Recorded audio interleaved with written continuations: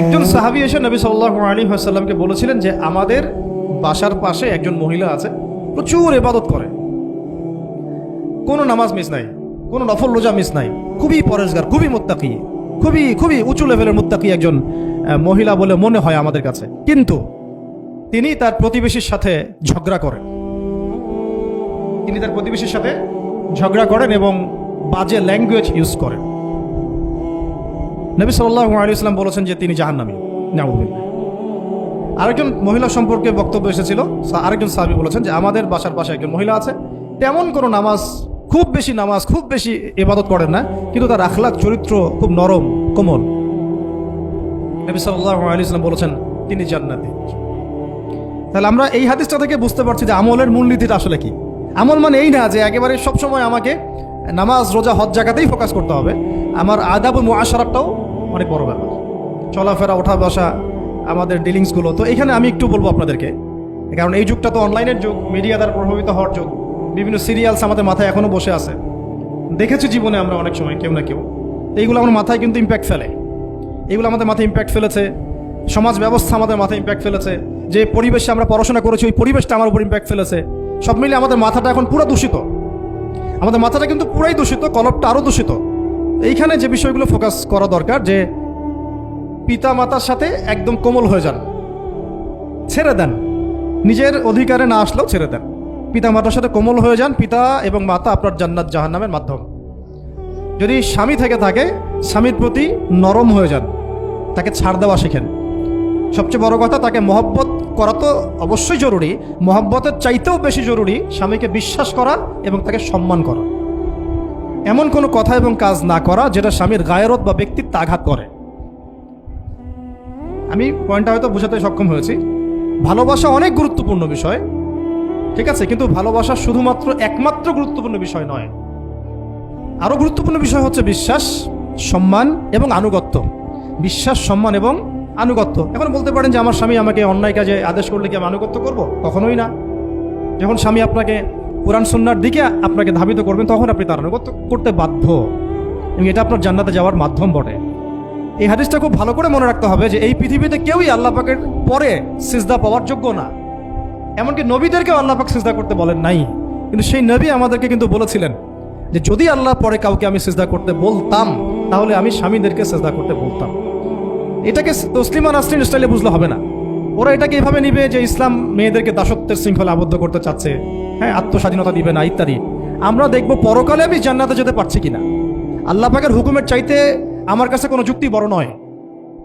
আল্লাহ পাকের হুকুমের চাইতে আমার কাছে কোনো যুক্তি, বিজ্ঞান, প্রযুক্তি এগুলো বড় মানদণ্ড নয়। শুধুমাত্র স্বামীর আনুগত্য, বিশ্বাস, সম্মানের বদৌলতে দেখা যায় যে পুরোটা জীবন এই বেচারা আপনার জন্য ঢেলে দিবেন। আর এই জায়গায় যদি দেখা যায় ঘাটতি থাকে, তখন কোনো কোনো ক্ষেত্রে ভালোবাসা যথেষ্ট হয়ে ওঠে না। এবং আপনারা জানেন এই শহরে ডিভোর্সের সংখ্যা দিন দিন বাড়ছে। কেন? এইগুলো মেজর কারণ আছে। হ্যাঁ, আমি বলছি না যে সব ছেলেই একেবারে পারফেক্ট, কখনোই না। ছেলেরাও যেমন সাহাবী না, মেয়েরাও সেরকম মহিলা সাহাবী না। কিন্তু সবর, আনুগত্য, নরম কোমলতার কোনো বিকল্প নাই। উভয় পক্ষের জন্যই নসিহতগুলো আর কি, স্বামীর জন্য, স্ত্রীর জন্য।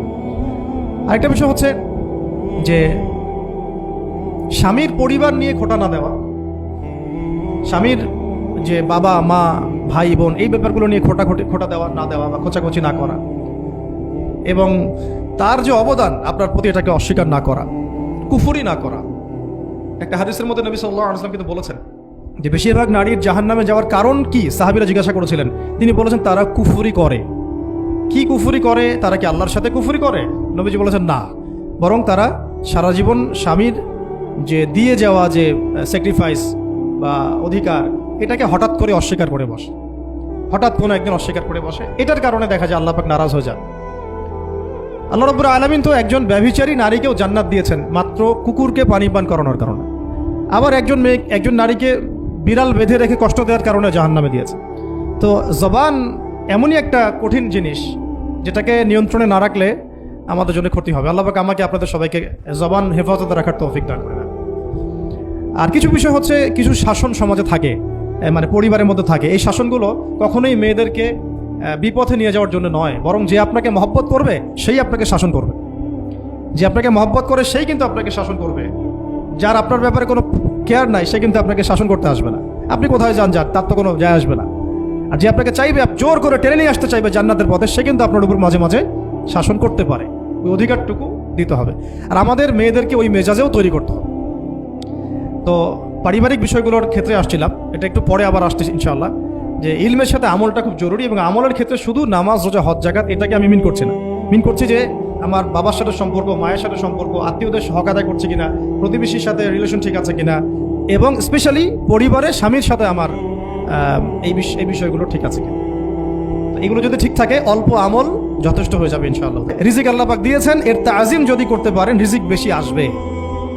রিজিকের তাজিম সম্মান করতে না পারলে রিজিক আসবে না, বেশি কমে যাবে। উসমান রাদিয়াল্লাহু আনহু সবচেয়ে ধনী ছিলেন না? কেন জানেন? কেন? এটা কি জানেন কেন ধনী ছিলেন? একে তো তিনি প্রচুর দান সদকা করতেন, এটা তো আপনারা জানেনই। আরেকটা জিনিস অনেকে জানে না, তিনি উটের পিঠে বসেছিলেন, কিছু একটা খাচ্ছিলেন, এই দু একটা দানা পড়ে গেছে নিচে। উটের পিঠ থেকে নেমেছেন, নেমে সেই দানা উঠিয়েছেন, পরিষ্কার করেছেন, ধুয়েছেন, আবার খেয়েছেন। তার এই দু চারটা দানার কোনো কিন্তু মানে পরোয়া না করলেও চলে। তার প্রচুর অর্থ সম্পদ আছে, এত অর্থ সম্পদ যে তাবুক যুদ্ধের দিন 30,000 সেনাবাহিনীর দায়িত্ব নিয়েছেন। 30,000 সেনাবাহিনীর দায়িত্ব নিয়েছেন। সেনাবাহিনী যাবে, থাকবে, খাবে, তাবু টাঙাবে, সব দায়িত্ব তার। 30,000 সেনাবাহিনীর দায়িত্ব নেওয়া কি চারটাখানি কথা? তো এই সাহাবী এই কয়েকটা খাবারের দানা উঠিয়ে খেলেন। নবী সাল্লাল্লাহু আলাইহি ওয়াসাল্লাম বলেছিলেন যে তোমাকে আল্লাহ পাক রিজিক বাড়িয়ে দিবে না কেন? তুমি রিজিকের যে তাজিম, যে সম্মান তুমি করো, এর বদৌলতে আল্লাহ পাক তোমাকে বেহিসাব রিজিক দিবেন। দুইটা বিষয় খেয়াল রাখবো। আমলের মেহমান হৃদয়ের মধ্যে আসলে তাকে ফিরায় না দেওয়া, তাহলে সেই মেহমান কিন্তু আর আসবে না। মেহমানকে মূল্যায়ন করলে মেহমান বারবার আসবেন ইনশাআল্লাহ। আর রিজিকের তাজিম না করলে রিজিক কিন্তু আপনার ঘরে বেশি বেশি আসবে না। এমনি তো হারামের যুগ, এমনি সুদের যুগ, এমনি ঘুষের যুগ। অলমোস্ট এভরি ফ্যামিলি সুদখোর এখন, অলমোস্ট এভরি ফ্যামিলি। মেয়েরা স্পেশালি যারা শাশুড়ি টাইপের, আপনার মাইন্ড করেন না, তাদের সাইকোলজি যে এতই নিচে নেমে গেছে এখন যে আমার মেয়ে জাহান্নামে যায় যাক, হ্যাঁ আমার মেয়ে জাহান্নামে যায় যাক, সমস্যা নাই, দুনিয়াতে সে যেন ভালো থাকে। এটা কেন বললাম? একটা সুদখোরের ঘরে তুলে দিতে সে দ্বিধাবোধ করতেছে না, একটা দুর্নীতিবাজের ঘরে তুলে দিতে দ্বিধাবোধ করতেছে না, একটা ঘুষখোরের ঘরে তুলতে দ্বিধাবোধ করতেছে না, একটা মানে কি বলবো মাদক সেবী, ড্রাগ এডিক্টেড বা এই যে আর কি বলবো ফাসেক, জালেম, এই ধরনের ঘরে উঠাই দিতেও সে দ্বিধাবোধ করছে না। 5 তলা বাড়ি চাই আমার মেয়ে 5 তলা বাড়িতে গিয়ে সুখে থাকবে। এই যে সুখের ডেফিনেশন এখানে দিয়েছেন আপনারা। এই জন্য কত হাজার হাজার মেয়ের জীবন নষ্ট করে দিয়েছেন আপনারা। আমার কথা মাইন্ড করে না, হাজার হাজার মেয়ের জীবন মায়েরা নষ্ট করে দিয়েছে শুধুমাত্র মেয়েদের দুনিয়াবি সুখ এর সংজ্ঞাটা বুঝতে ভুল করার কারণে। এর নাম যদি সুখী হইতো তাহলে অমুসলিমরা সুখী না কেন? পশ্চিমারা সুখী না কেন? ওরা আত্মহত্যা করে কেন? এভাবে মেয়েদের জীবন নষ্ট করেছেন। অথচ অল্প যদি হালাল রিজিকও হতো, আল্লাহ পাক তাকে বরকত দিতেন, সুখে থাকতো। এবং হালালের জন্য আপনাদের ভূমিকা অনেক বেশি। আমরা উত্তরবঙ্গ সহ দেশের বিভিন্ন জায়গায় সফর করে যেটা দেখেছি, যত সুদী এনজিও আছে না, এনজিওগুলোর মধ্যে মহিলাদের নামই বেশি। জানেন, মহিলাদের নাম বেশি সুদী এনজিওতে।